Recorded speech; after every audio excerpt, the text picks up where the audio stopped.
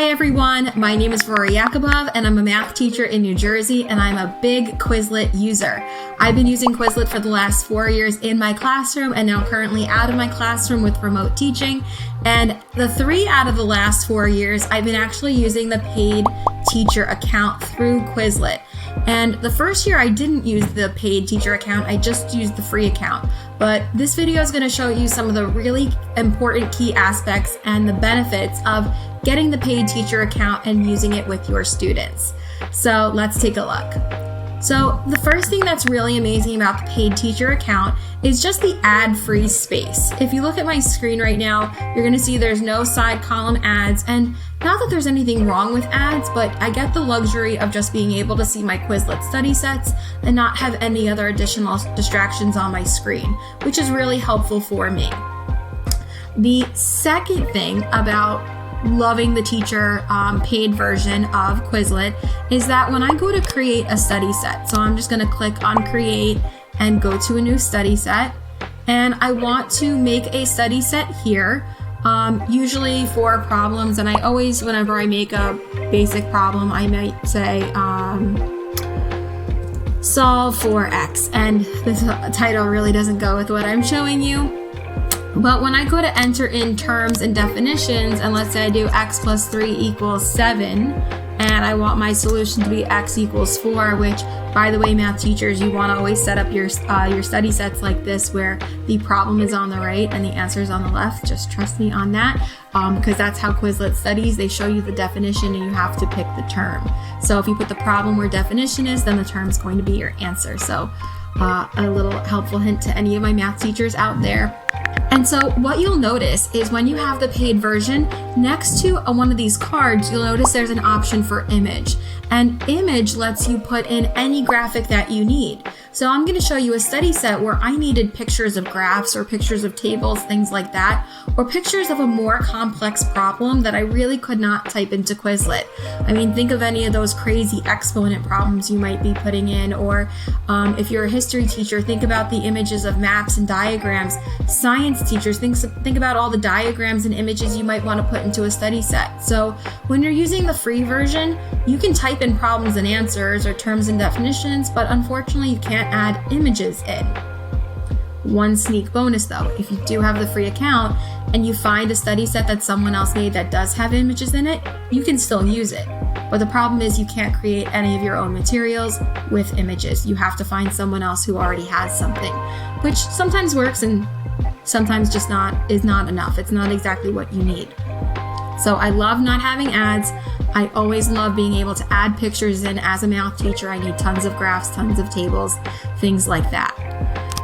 So the next thing that I really super love about having the teacher Quizlet account is that I can see student progress. So if I was to click into one of my study sets, and I sent this study set to one of my classes, and something that I can go back to and show you is that I always set up classes for my students in Quizlet. I send the link to each class so they can join my Quizlet class, which is really nice because then I can track their progress really easily. So if I was opening up this study set, multiplication properties of exponents, that's on my account, you can see what class periods I added it to. And I might say, you know what, I want to check the progress. I want to see how well my students have been studying. So one of the options here at the bottom is a view class progress option. So when I click view class progress, I can say, okay, well, I sent this study set to all 3 of my classes. Let me check in on my period 1 class and see how they've been doing.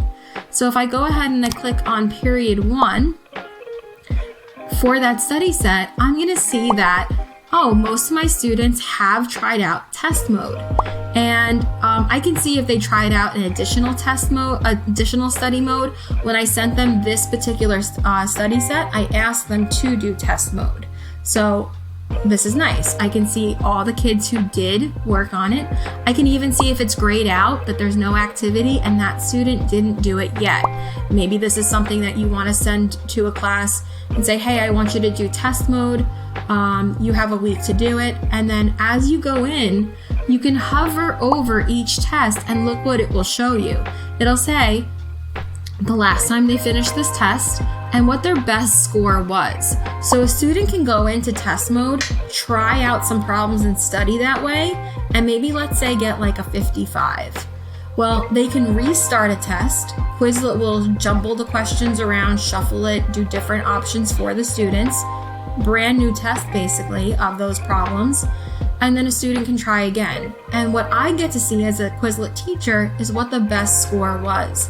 So you might encourage your students and say, hey, listen, I want you to practice this study set in test mode, and then I want you to keep practicing until you get an 80, or keep practicing until you get a 90, or maybe even challenge your students and say, I want you to try to get a 95 or even 100. So, and then you can monitor the progress on your own. So again, if I hover over, I can see this student's best try was a 90, this student's best try was an 80, and I can go and click. This student ended up getting 100.